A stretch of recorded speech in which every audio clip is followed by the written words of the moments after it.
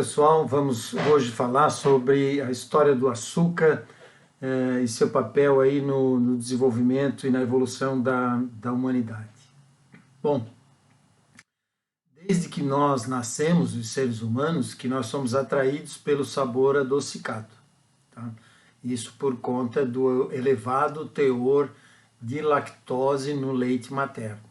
Então, e também porque todas as nossas papilas gustativas da boca têm receptores sensoriais para o sabor doce. E o açúcar também tem um papel fundamental numa sensação de bem-estar e prazer, porque a sua ingesta aciona regiões do cérebro capazes de produzir esses endocannabinoides e que nos eleva então essa sensação de bem-estar e prazer. Há estudos também que apontam que o consumo de açúcar ativa as mesmas regiões que são ativadas com o consumo de algumas substâncias não lícitas, como viciantes, né? Como cocaína, como o consumo de maconha e outras drogas não lícitas aí, né? E a substância, então, responsável por esse primeiro contato do ser humano com o sabor doce é a lactose. Lactose que corresponde aí a cerca de 40% das calorias presentes no leite materno.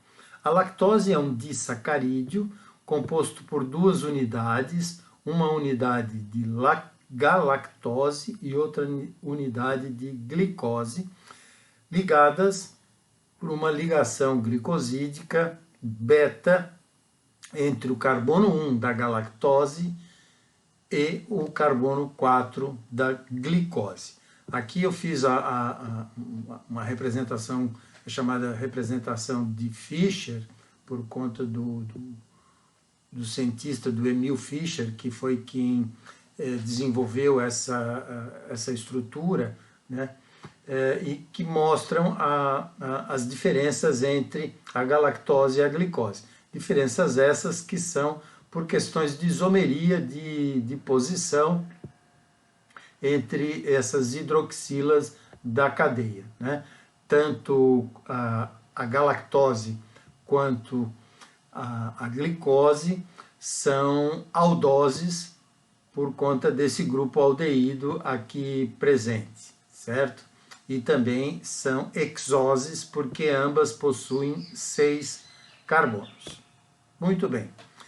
Bom, ao longo dos séculos, então, a partir dessa nossa primeira experiência com o sabor doce, que o ser humano procura esse sabor na natureza e logo percebeu que alguns alimentos provinham a ele esse sabor adocicado, né? Que é o caso do consumo de frutas, do ser humano também. Rapidamente descobriu o mel, aliás, o mel é um dos alimentos mais antigos na história da alimentação. E esse açúcar presente nas frutas, né? O mais comum deles é a sacarose, que também é um disacarídeo composto por glicose e frutose. Aí aqui a gente já vê que a frutose, né, é também uma hexose, tá? Mas aqui numa forma pentagonal e a glicose hexagonal. Então, esse adoçante chamado de sacarose, né, e tanto a glicose quanto a frutose estão ligados por uma ligação alfa 1, 2, entre o carbono 1 da glicose com o carbono 2 da frutose, né? Então, quais foram as frutas em que que são encontrados, né? Então, tem diversas delas, aí a uva, maçã, pera, mas 2 se destacaram pelo alto teor de sacarose presente, que é a cana-de-açúcar e a própria beterraba, que é isso que a gente vai ver um pouquinho mais na frente, né? E aí, nos últimos 500 anos da história da humanidade, o açúcar de mesa, né, ou a sacarose, é que se tornou mais comum. Bom, A sacarose, ela rapidamente ela é hidrolisada, é quebrada essa ligação alfa 1,2 aqui, e a glicose então ela passa diretamente para a corrente sanguínea através do intestino delgado. Já a frutose é metabolizada no fígado, tá? Das plantas, o gênero sácaro, que é de onde a cana-de-açúcar pertence a esse gênero, é a mais abundante aí. Então, várias plantas contêm sacarose, mas o gênero sacaro é o gênero onde a sacarose é mais abundante. Provavelmente essa planta se origina no sul ou no sudeste da Ásia e consiste aí de várias espécies, cada uma com inúmeras variedades, tá? Apenas duas espécies, o Saccharum robusto e o Saccharum espontâneo, podem se propagar na natureza, mas contém pouco teor de açúcar. Então, esse robusto se originou na região onde hoje é a Nova Guiné, né? E aí hibridizou com algumas outras plantas, dando origem ao Saccharum officinarum, que hoje é o gênero e espécie mais utilizada no cultivo comercial, assim como o Saccharum sinense, tá? Então nós temos aí uma cana, uma variedade específica da região da Índia, onde é o Saccharum sinense, e o Saccharum officinarum, mais na região de onde hoje é a Índia, tá? O cultivo e a propagação da cana-de-açúcar ela se dá por estaqueamento, onde são cortados pedaços do colmo, né, que é o caule da cana-de-açúcar, e a partir então desses nós aqui é que brota uma nova planta, e aí nós temos aqui cultivos comerciais hoje de cana-de-açúcar, tá?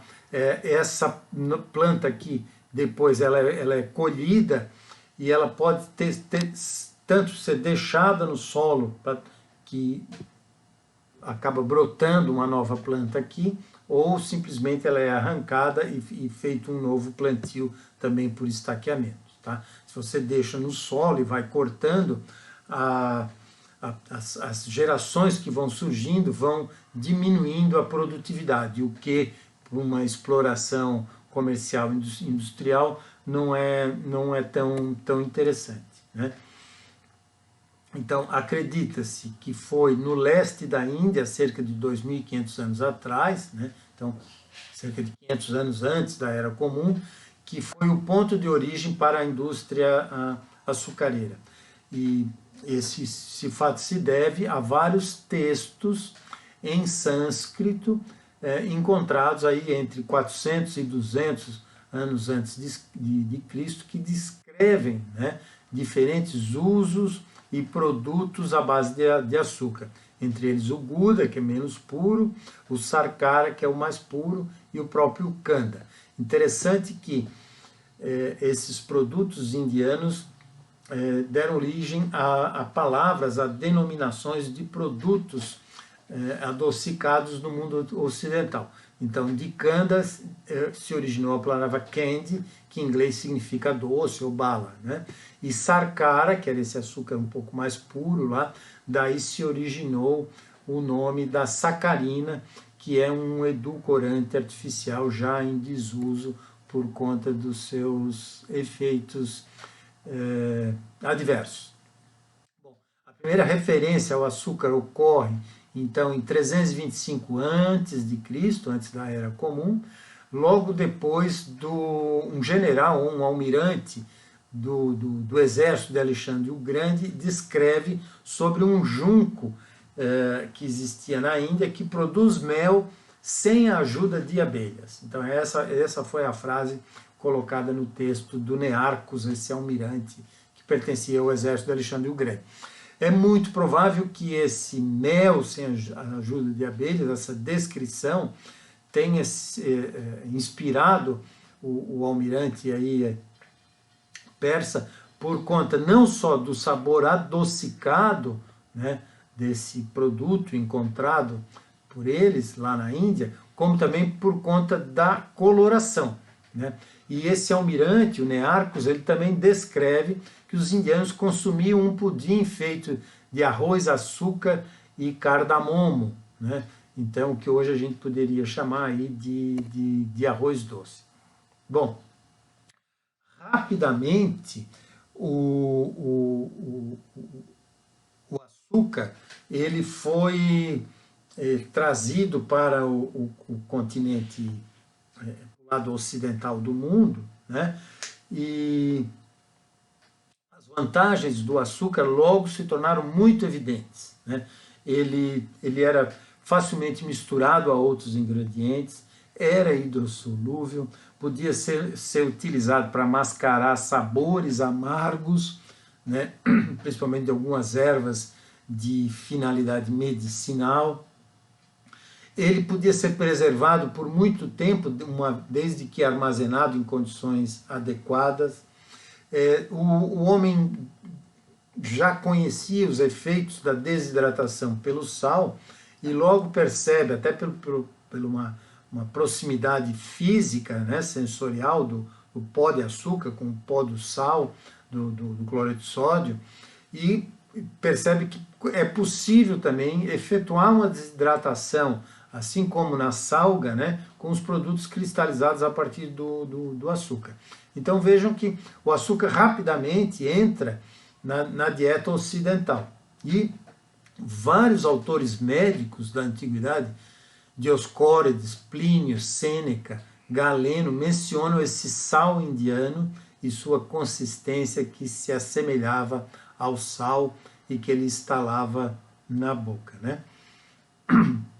Então, o açúcar ganha um status de especiaria da antiguidade em diante, principalmente no mundo europeu, ao ponto que no ano 966, Veneza, que era um porto comercial, nós já vimos isso lá nas especiarias, que travava esse comércio com o mundo árabe, já possuía aí um armazém para, enfim, armazenar açúcar e trabalhar comercialmente isso com a Europa Central, os países do Mar Negro e mesmo os países eslavos, né?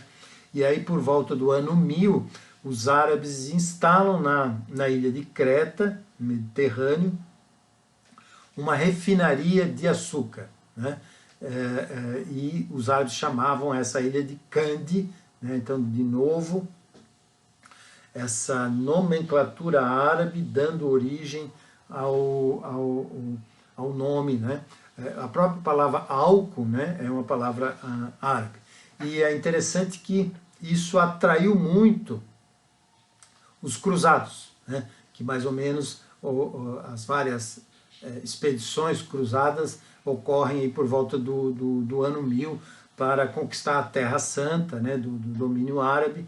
Então, mas não só isso, também os cruzados tinham um interesse comercial muito grande, não só religioso, como também comercial, entre elas as especiarias, e o açúcar é incluído como refinaria. Bom, então, a partir do final da Idade Média, o açúcar e o tráfico de escravos tornaram-se interdependentes, principalmente após a descoberta do Novo Mundo, primeiro no Caribe, né, e depois no Brasil.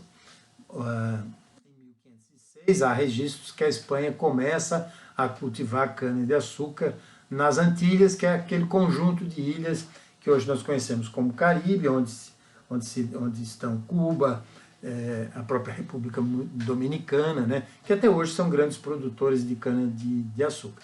Mas o que ocorre é que, a partir dessa chegada do homem branco, do europeu, a esses lugares, há um declínio da população nativa por conta das doenças que são trazidas, né, dos micro-organismos que não estavam presentes no continente americano, vindo do continente europeu. Então há um declínio aí da mão de obra indígena.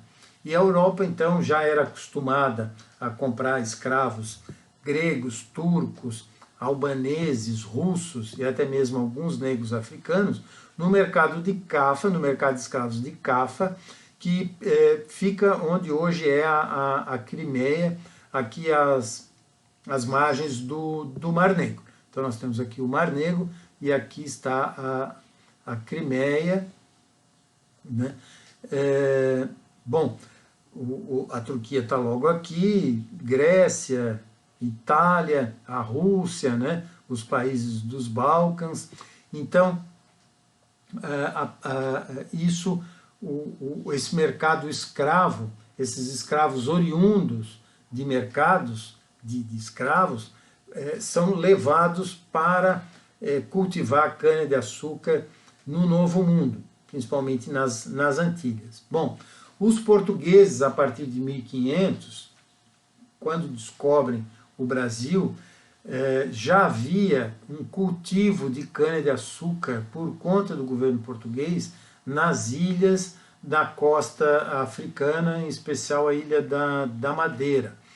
Bom, os portugueses então percebem que o vasto litoral brasileiro poderia servir para o cultivo de cana-de-açúcar. E por conta daquele tratado do Papa Alexandre II e posteriormente pelo Tratado de Tordesilhas, que dividia as novas terras a oeste para a Espanha e a leste para Portugal, Portugal se depara com o domínio da costa africana e da costa brasileira.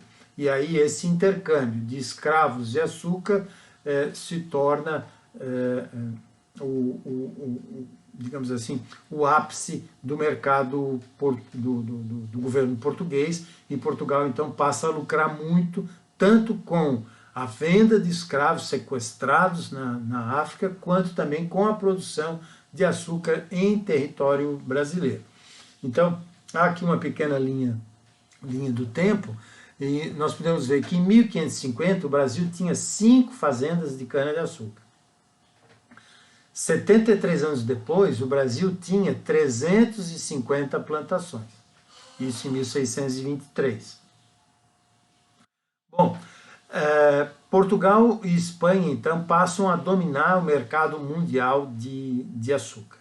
O preço se eleva e esses países prosperam com a monocultura do açúcar, né? Bom, isso obviamente atrai a atenção de outros países, principalmente os holandeses, que também eram mercadores, navegadores, né? E a Holanda, então, passa a tentar estabelecer uma colônia também para a produção de cana. E com isso invade o território brasileiro, num primeiro momento em 1624, na cidade de Salvador. Essa invasão não é bem sucedida, os holandeses recuam, mas fazem uma nova investida em 1630 e conquistam, eles agora, em vez de invadirem Salvador, invadem a região onde hoje é Pernambuco. E aí conseguem se estabelecer por 24 anos em território brasileiro. Então, por 24 anos, aquele território passa a pertencer à Holanda. Mas em 1654, esses holandeses são expulsos. E quem era o governador dessa colônia holandesa em território brasileiro era Maurício de Nassau, que foi um personagem histórico aí que deixou alguns legados, principalmente na urbanização e no aspecto socioeconômico e político no Brasil.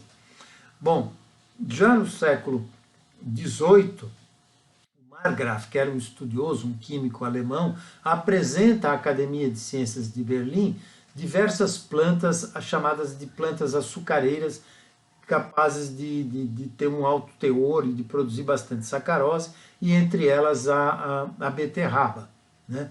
E aí o Marggraf diz que, olha, é possível explorar a beterraba para a produção de açúcar.